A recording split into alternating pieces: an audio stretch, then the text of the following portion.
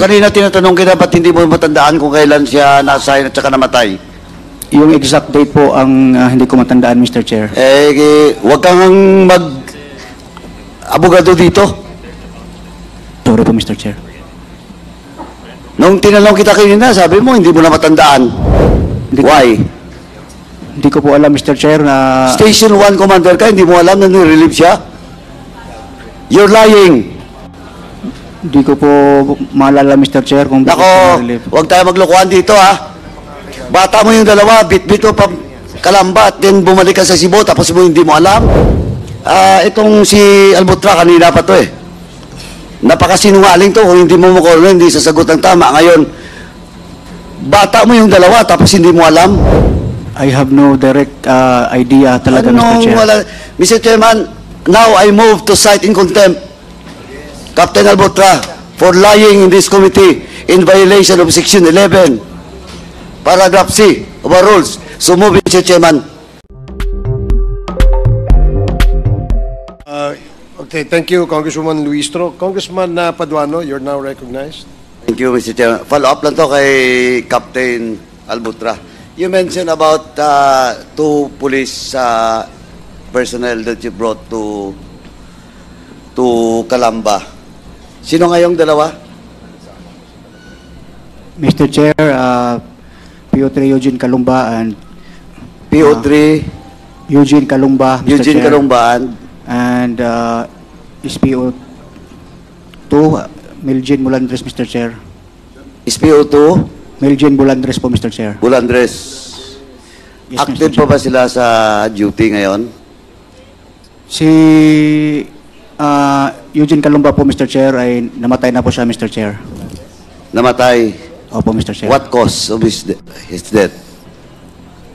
Siya po ay namatay, Mr. Chair, sa Cebu City, Mr. Chair.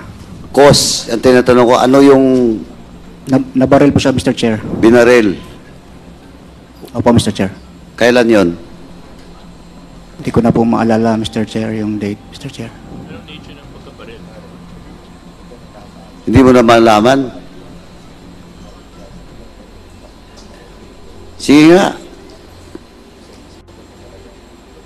Yung Bulandres. After po nung namatay po si Eugene, Mr. Chair, mga ilang araw po, nagpa-relieve na rin po siya, Mr. Chair. Hindi ko na po alam kung saan siya, Mr. Chair. So, nabaril din yung Bulandres. Na-relieve po, Mr. Chair. Na-relieve po siya, Mr. Chair. After Na-relieve? Na-relieve po, Mr. Chair. Yes, Mr. Chair. When was that? 2018, Mr. Chair. 20? Sometime on 2018 po, Mr. Chair. 2018. Yes, Mr. Chair. Pagbalik niyo sa Cebu, anong assignment niya? Sa Police Station 1, Mr. Chair. Under sa'yo. Opo, Mr. Chair. So, nung nabaril yung a certain Kalumba? Kalumba ba yon? Eugene Calumba, Mr. Chair. Oh, nung nabaril yung Kalumba, anong assignment niya? Siya po ay Station 1, Mr. Chair. Sa'yo? Under sa akin, pero Under sa'yo? may... Siya po, Sadali, tinatanong kita, under sa'yo? Yes or no? siya po ay assigned sa Unit 2, Mr. Chair, pero operationally under control po siya ng... Dahan-dahan lang po, hindi ko maintindihan. Ano, please? Si Eugene Calumba, Mr. Chair, ay assigned sa Police Station 1, Mr. Chair. Under sa'yo? Yes, Mr. Chair, pero siya po ay operationally controlled by Ma'am Garma, Mr. Chair, that time. Under sa'yo, pero operationally controlled by Colonel Garma? Yes po, Mr. Chair. Wala. Mr. Chairman, wala na si Colonel Garma? Chairman? Wala na si Colonel Garma. So, that was 2018 also? Opo, Mr. O Chair. kanina tinatanong kita, ba't hindi mo matandaan kung kailan siya na-assign at saka namatay? Yung exact date po ang hindi ko matandaan, Mr. Chair. Huwag kang mag-abogado dito. Sorry po, Mr. Chair. Nung tinanong kita kanina, sabi mo, hindi mo na matandaan. I'm referring po sa exact date po, Mr. Chair. Eh, hindi ko naman tinanong yung exact date eh. Well, in fact, kung hindi kita tinanong kung saan siya nakasign, hindi mo sinabi na under your station 1. Eh, yung Bulandres. During the time, Mr. Chair, nung nangyari po yun kay Eugene, Sandali, tapusin mo na. After nung Calamba, saan siya na-assign? sa Cebu City rin po, Mr. Chair, Police Station 1, Mr. Chair. Station 1 din, sa'yo din, di ba? Opo, Mr. Chair. From Calamba, binitbit mo pabalik sa Cebu. Nung nullified po yung order namin, Mr. Chair. Kaya nga, Opo, Mr. bitbit mo. O, tapos, Tapos nag-courtesy call po kami kay Ma'am Garma. ay, hindi ko tinatanong yung courtesy call. Ang tinatanong ko yung assignment ng Bulandres. So, namatay yung Calamba under your watch sa station mo. Tapos, anong nangyari kay Bulandres? Na-relieve na rin po siya, Mr. Chair. Why? Hindi ko po alam, Mr. Chair, na Station 1 commander ka, hindi mo alam na nirelieve siya? You're lying. hindi ko po maalala, Mr. Chair, kung bakit Nako, na-relieve. huwag tayo maglokohan dito, ha? Bata mo yung dalawa, bit-bit mo pa Calamba, at then bumalik ka sa Cebu, tapos mo hindi mo alam? Why they were relieved? Ang alam ko po, Mr. Chair, na-assign, bumalik po siya sa Negros, Mr. Chair. Ang tanong nga, bakit siya nirelieve? I have no idea, Mr. Saan siya Chair. inassign? Sa Negros Oriental? No idea po, Mr. Chair. Kung Mr. Chairman, itong si Albutra, kanina pa to eh. Napakasinungaling to, kung hindi mo makuha, hindi sasagot ang tama. Ngayon, bata mo yung dalawa, tapos hindi mo alam. Eh, yung investigation with regards to the death of Calamba, ba't siya pinatay? Hindi mo rin alam. Mr. Chair, during that time po, siya po ay Hindi, tanong ko, anong motive? ang kwento po nun, Mr. Chair, Anong motive? Police ka, hindi mo alam? Bata mo, hindi mo alam? Hindi mo man lang chinek kung anong motive? I have no direct idea talaga, Mr. Chair. Mr. Chairman, now I move to cite in contempt Captain Albutra for lying in this committee in violation of Section 11, Paragraph C of our rules. So move, Mr. Chairman. Second There is a motion. motion to cite in contempt Major Albotra for violating Section 11, Paragraph C of the Rules of Procedure governing inquiries in aid of legislation. And it was duly seconded. Are there any objections? Hearing none, the motion is approved. Comsec, please take note that Major Albotra is now cited in contempt by the Quad Committee. Chairman, Please proceed. Just a rejoinder. Alam mo, Captain Albutra, I have warned you kanina pa. Hindi ko pa mabuo yung story. Dahil taga Cebu ka eh. Pero you were assigned to Dumaguete, kaya mapacheck ko rin yung record mo. Pati yung dalawa mong tao. Nagsisinungaling ka eh. Babalikan ko pa rin yung Calamba on the next hearing. Kung hindi kita makorne, alam mo, akala mo dito, hindi kami nag-imbestiga.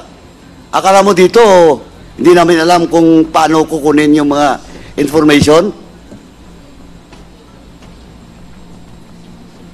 Oh, you are not shouted in contempt. I will not ask you anymore. In the next hearing, you better cooperate. Next, Mr. Chairman, doon na muna ako kay Captain Albutra. Ang dami pa kong alam sa iyo. May sunod-sunod pa. In the next hearing, magkakaalaman tayo. Mr. Chairman, I would just like to ask, no? Kasi napag-usapan na rin yung Albutra. Second motion. Mr. Chairman, since Chairman Akos is not around, I will move to detain Captain Albutra in the premises of the House until the committee report will be adopted in the plenary. So move, Mr. Chairman. There is a motion, as stated, duly seconded. Hearing no objection, The motion is approved. Mr. Chairman. Major Mr. Chair. Alboltra is now cited in contempt and to be detained in the premises of the House of Representatives until the duration and termination of the committee hearing of the Quadcom and until the committee report is approved and adopted in the plenary. Mr. Chair. Chair. Okay, Congressman D.S.J.J. Suarez and then Congressman Dan Fernandez. D.S.J.J. Thank you very much. Mr. Chair, just a point of clarification. Are we pertaining to the partial committee report or the final committee report in the penal provision of in the penal part of the contempt? Or the, Final, What is the pleasure of the movant? final, Mr. Chairman, until the committee report will be adopted in the plenary, as I've said, Mr. Chairman. Thank Okay, you. Until the final and complete plenary, final and complete committee report. until the committee report is approved and adopted in the plenary. Thank you very much, Mr. Chair. Mr. Chair. Now, Congressman Dan Fernandez. Captain Alboltra, we were so lenient for so many hours with you. And by citing you in contempt, at the end of the road, you will be thankful with this Quadcom. Because it is your safety that we are after for. Sana, lagay mo sa utak mo yan. Yun lang po, Mr. Chair. Maraming salamat po. Thank you, Congressman Dan Fernandez. Now, Congressman Paduano, you may proceed. Thank you, Mr. Chairman. Anyway, pinag-usapan na rin yung Region 7. Can I ask Colonel Grijaldo to take the seat? Colonel Grijaldo. After ni...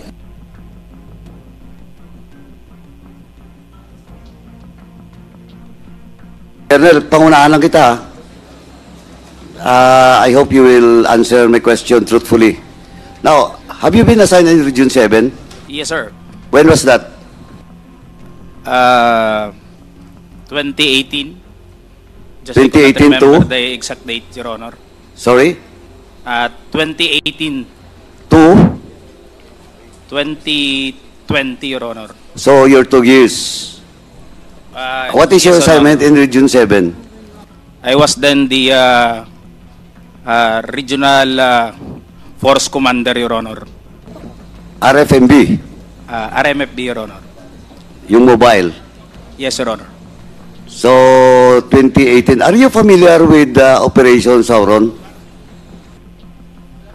Yes, Your Honor. So, can you, in brief, can you educate this committee about Operation Sauron? Just I could not,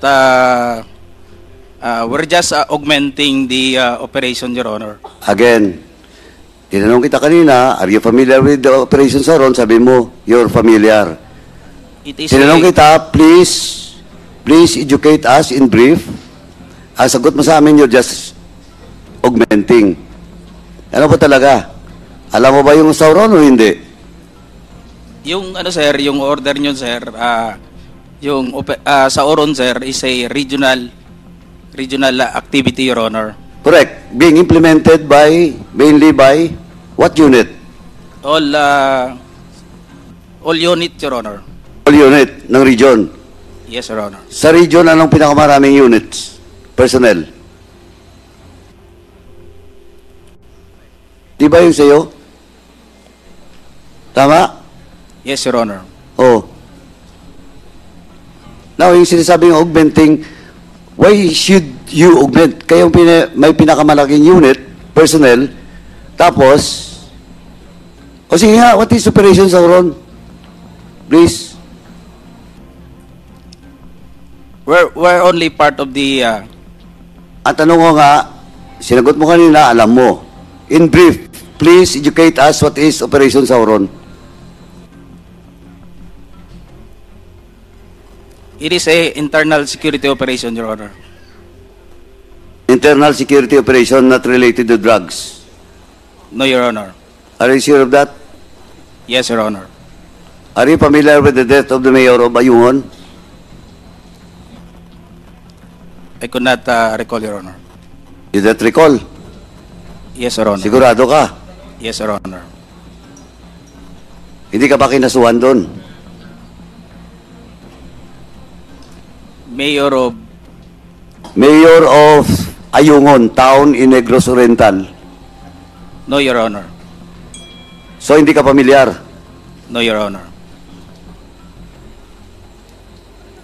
You were there since 2018 to 2020. Nag-implement po kayo ng Operation Sauron. And during the time, one of the casualty of that operation is Mayor Ildarico of Ayungon. Hindi mo matandaan? Hindi mo alam? Hindi ko na ma-recall, Your Honor, yung insidente na kasama yung mayor ng Ayungon yung na, Your Honor. Hindi mo na ma-recall. Okay, I will give you time, Colonel Grijaldo, to recall what really happens during the Operation Sauron. Not today, but maybe in the next hearing. Eh, sabi ko nga sa iyo, please cooperate and tell the truth. Yes, Your Honor. Do you commit to cooperate in the next hearing? Yes, Your Honor. Okay. So, Mr. Chairman, as of now, that's all for Colonel Grijaldo unless mamaya, pag may mga tanong po related kay Colonel Grijaldo, itatanong na lang po natin sa kanya.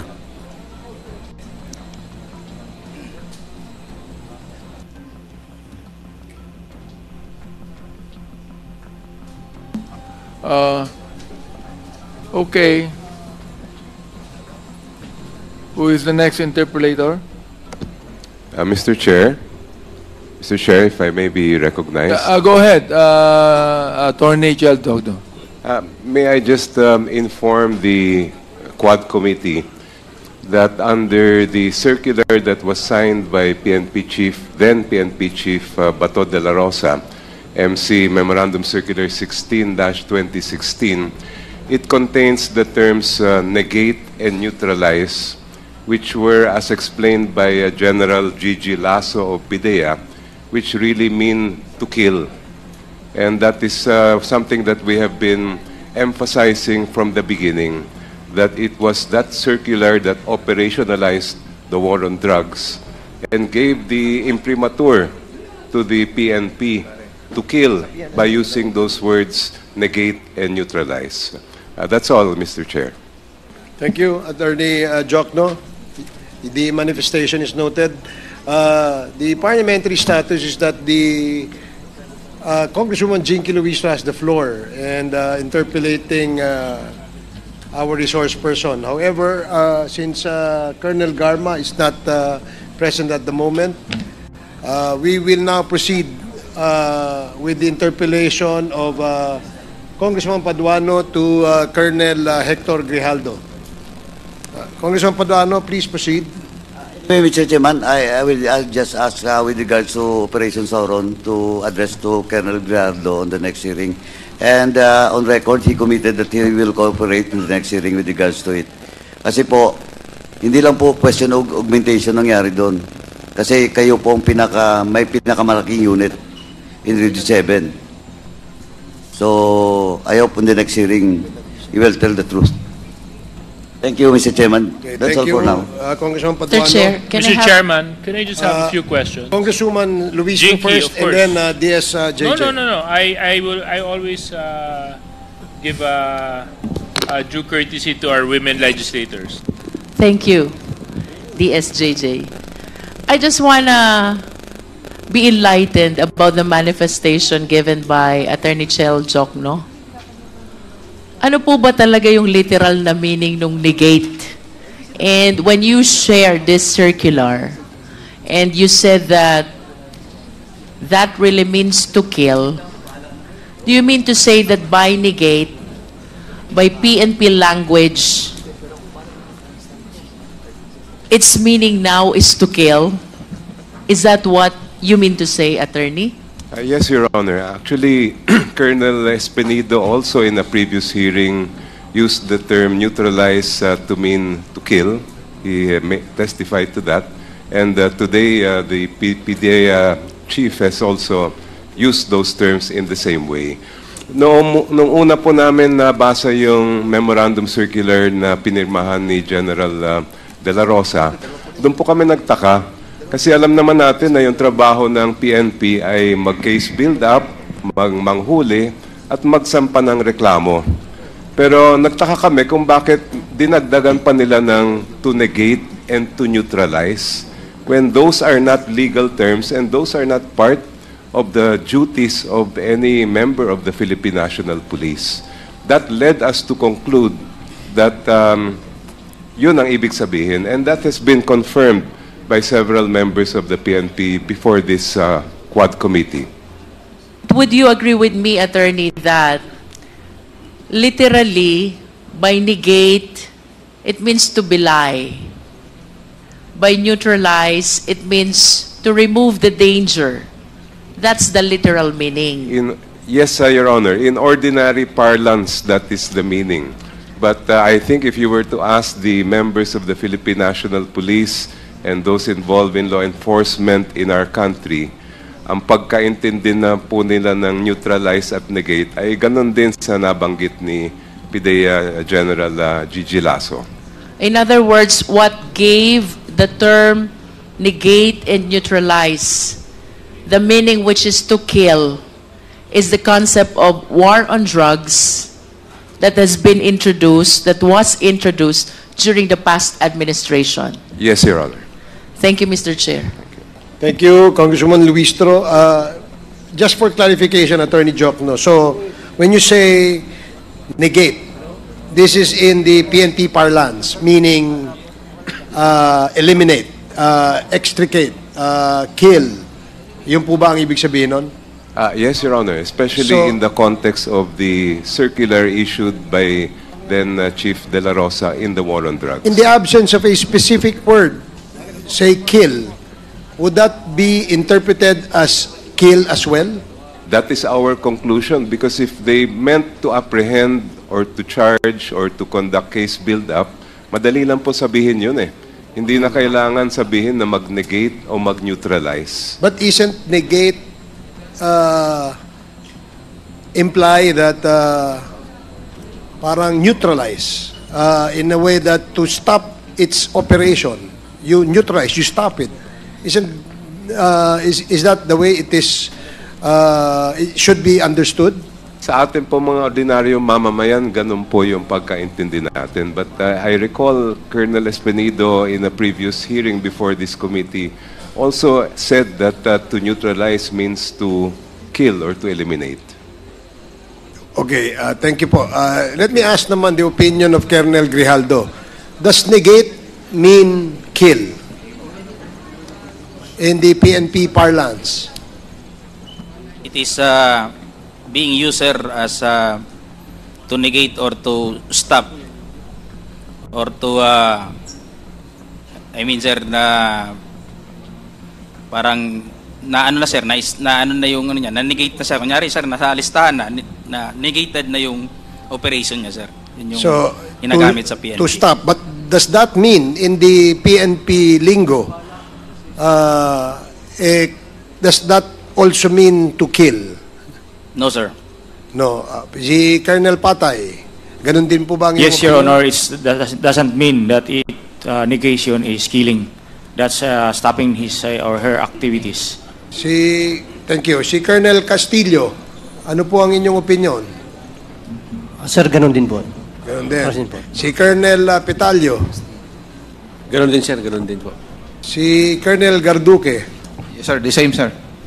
Si what's his name? Colonel Yes, sir. Andula. Yes, sir. Same po, sir. Your Honor. So you all agree, or you are all in agreement that the word negate, as stated in that memorandum, does not mean to kill.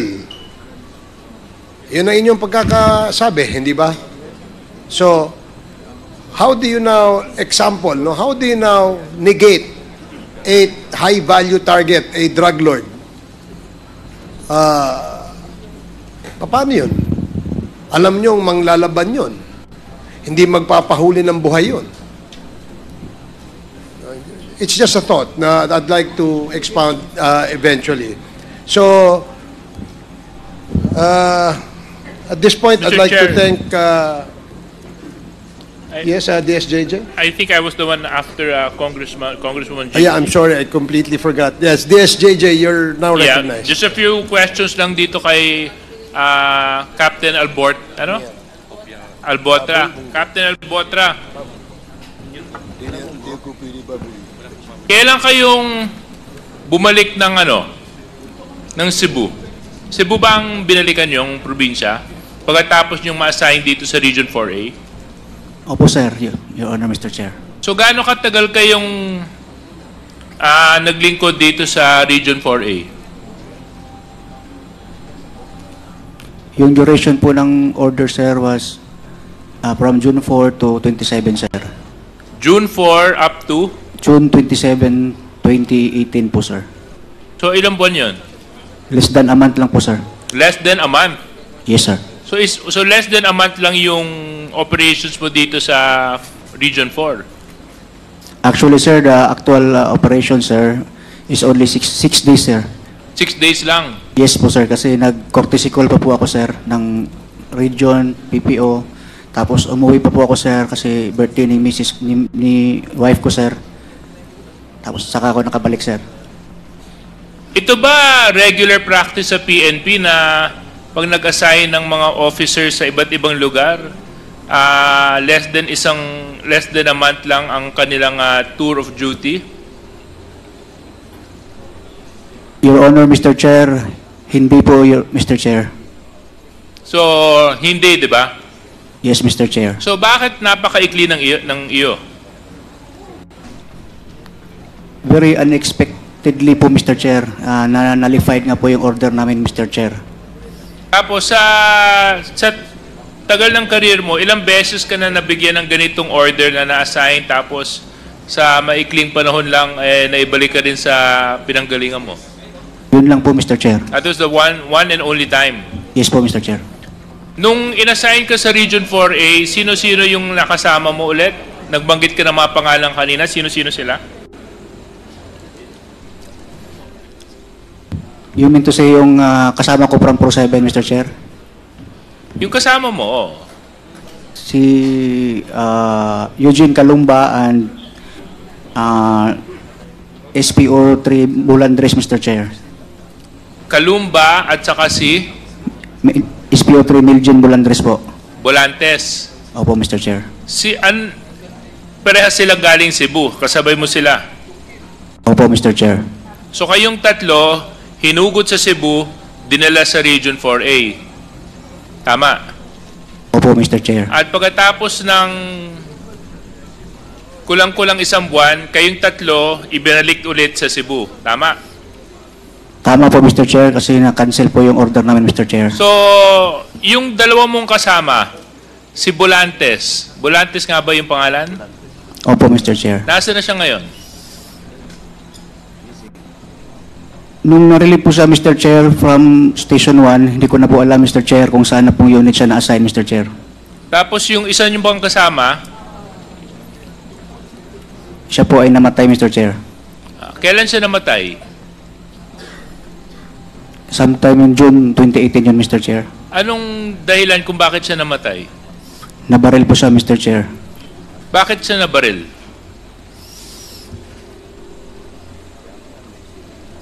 Siya po, Mr. Chair, ay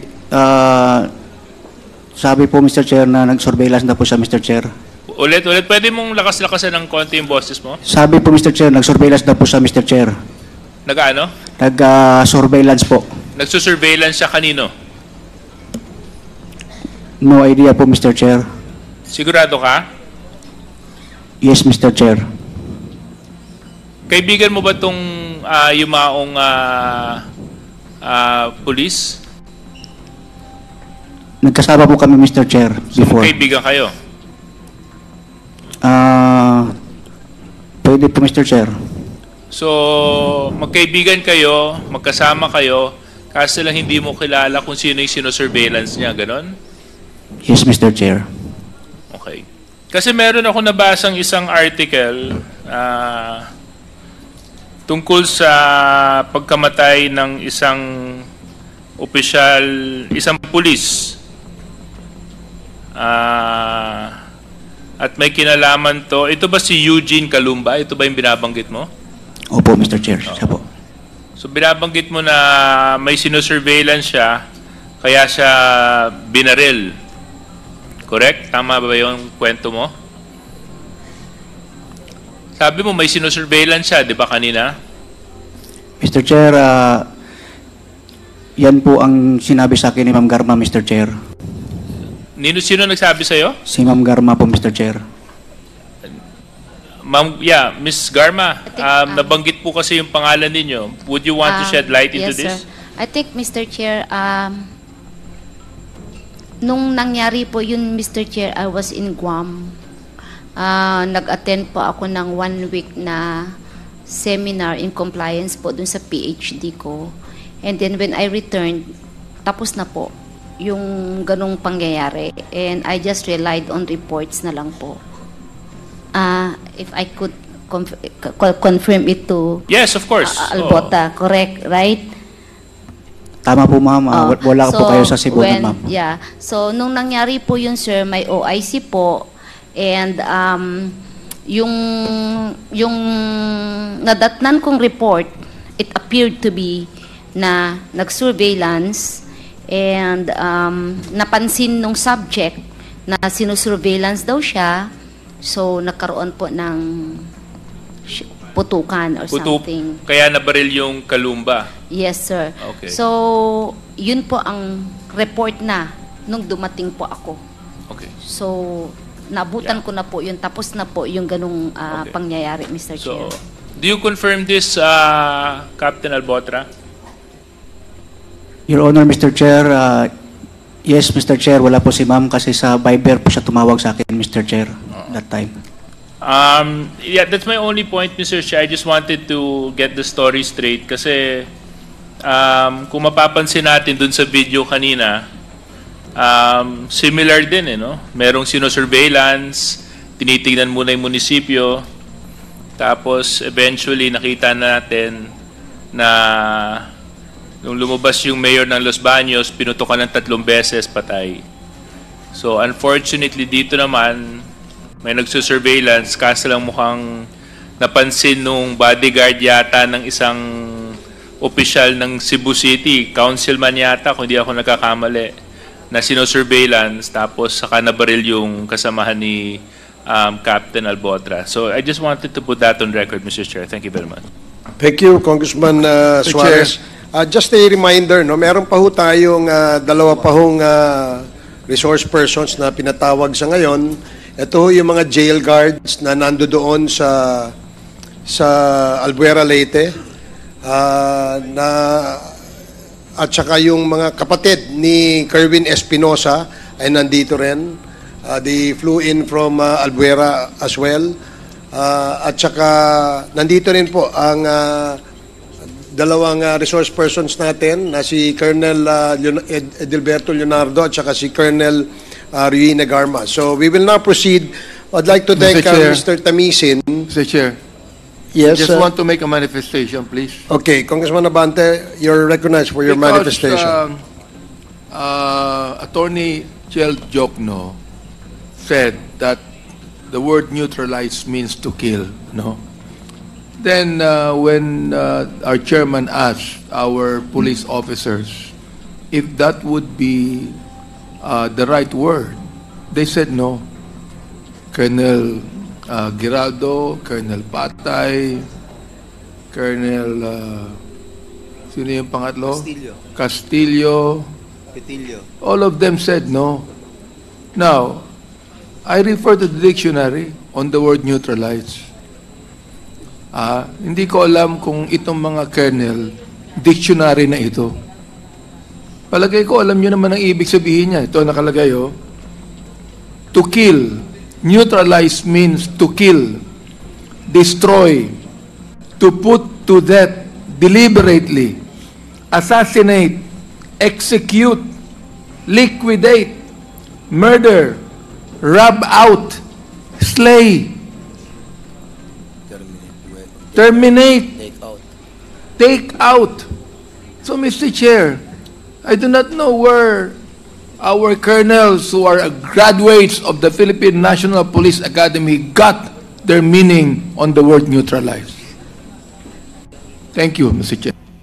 Thank you for the manifestation, Congressman Abante. So, gaya po ng sinabi ko kanina, salamat po sa ating resource person, si Mr. Tamisin. At sana po sa susunod na mga pagdinig at kung nangangailangan ng iyong presensya, I hope you will make yourself available. Para sa iba pang karagdagang mga balita at impormasyon, ay huwag po nating kalimutang mag-like, share at comment sa video na ito, at huwag po rin nating kalimutang mag-subscribe to continue supporting us. Maraming salamat po sa inyong panonood, at naway tangkilikin po ninyo ang aming YouTube channel.